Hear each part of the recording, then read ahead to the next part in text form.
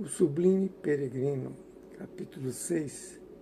Então vamos a mais uma pergunta ao espírito Ramatiz. Outros escritores expõem dados históricos e descrevem Jesus como um sedicioso, incurso nas leis penais da época, cuja doutrina, sob sua chefia, fracassou ante os poderes judeus e romanos constituídos em Jerusalém. Que dizeis? Responde Ramatiz. Basta o conteúdo do Evangelho vivido e ensinado por Jesus para desmentir qualquer afirmativa quanto a ele ter sido deliberadamente um rebelde ou sedicioso. Jamais o mestre cristão desejou alguma coisa do mundo material cuja vida terrena foi centralizada exclusivamente em torno dos bens imperecíveis do Espírito Eterno. Ele viveu 33 anos na face da terra sem ater-se a quaisquer interesses mundanos, e ninguém poderá inculpá-lo de um só fato ou empreendimento egoísta que lhe tenha dado relevo pessoal no ambiente político ou sacerdotal do mundo. Nasceu e desencarnou extremamente pobre, encerrando seus dias heróicos sem valer-se dos favores ou conluios com os poderosos da época. O homem sedicioso é sempre um rebelde, um inconformado, pois é criatura ávida de poder temporal e da exaltação sobre os seus contemporâneos. Os grandes sediciosos ou indisciplinados, que a história nem sempre registra com carinho e gratidão, chama-se Davi, Átila, Gengis Khan, Azoka, Alexandre, Aníbal, Tito, César, Carlos Magno, Ivan o Terrível, Napoleão, Kaiser, Stalin, Hitler, Mussolini e outros, os quais, juntamente com certas qualidades excepcionais, como obstinação, capacidade de comando, arrojo, ambição e estratégia, manifestaram também os pecados do orgulho, da crueldade, da pilhagem, vingança ou libidinosidade. Sem dúvida alguma, alguns desses homens foram gênios ou heróis, outros apenas loucos ou paranoicos. Não contestamos que tenham influído ou modificado os destinos dos povos ou no transcorrer de uma época, pois a suprema lei faz surgir o bem dos destroços do próprio mal, aproveitando a impetuosidade, paixão selvagem, cobiça, ambição e o arrojo dos sediciosos para efetuar as grandes transformações históricas e sociais no mundo. Escravos dos desejos de glória ou de riquezas, muitas vezes eles abriram as comportas da dor e do sofrimento para os seus próprios comparsas das vidas passadas, agindo como os carrascos implacáveis nas provas de resgate kármico do pretérito.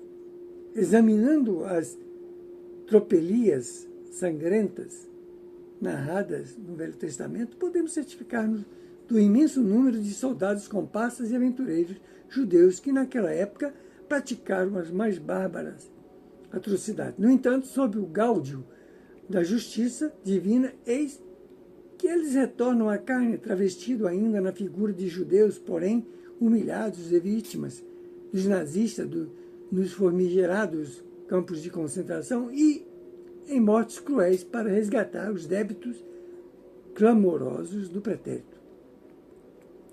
Mas a lei aproveita esses homens atrabiliários e cruéis e os mobiliza como matéria-prima para trazer o bem pelo mal, pois eles aproximam povos, fundem fronteiras, derrubam tiranias, atingem feudos seculares, sacodem o pó das velhas dinastias, abrem clareira para novas relações humanas, proporcionam um ambiente eletivo para novos ensaios políticos e sociais de vida entre os sobreviventes.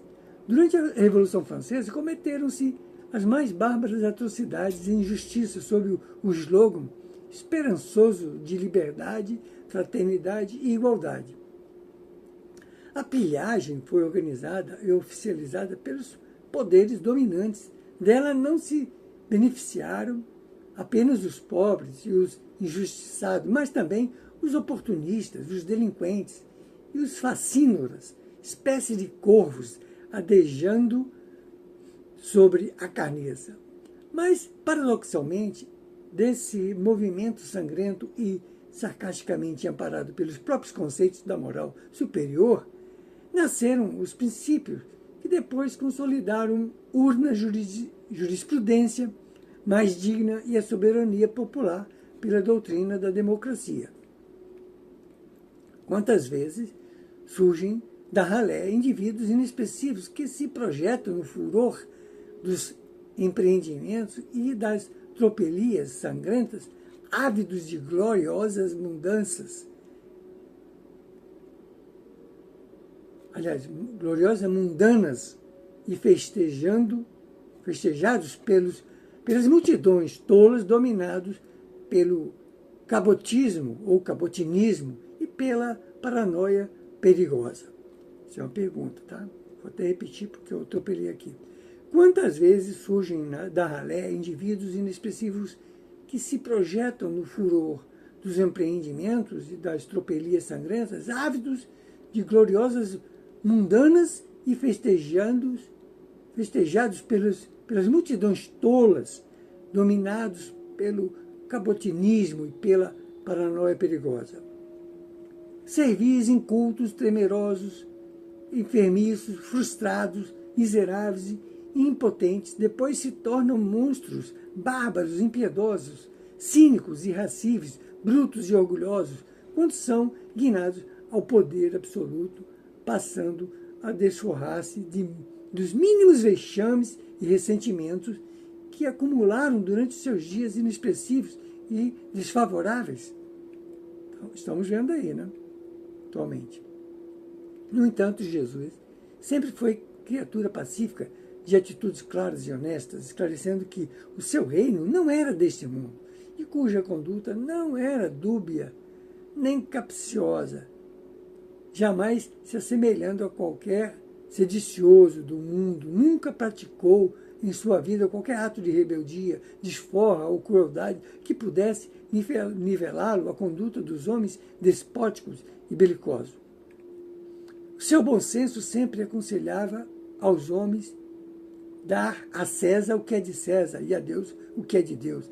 A sua autoridade espiritual merece o culto de todas as escolas espirituais do mundo que lhe cultuam a memória na conta de um elevado mestre. Os esoteristas, teosofistas, Rosa-Cruzes e yogas reconhecem Jesus como entidade já liberada do jugo do karma, um avatar, um instrutor espiritual de alta estirpe, enfim, um eleito de elevada categoria sideral e de amplitude cósmica. Ele foi um eleito que trouxe à Terra o bem pelo bem, e não apenas um escolhido que pode semear o bem pelo mal. Como o próprio Napoleão diz num livro aí, né, que eu não me recordo agora, que ele foi escolhido e não foi eleito. Eleito foi Jesus.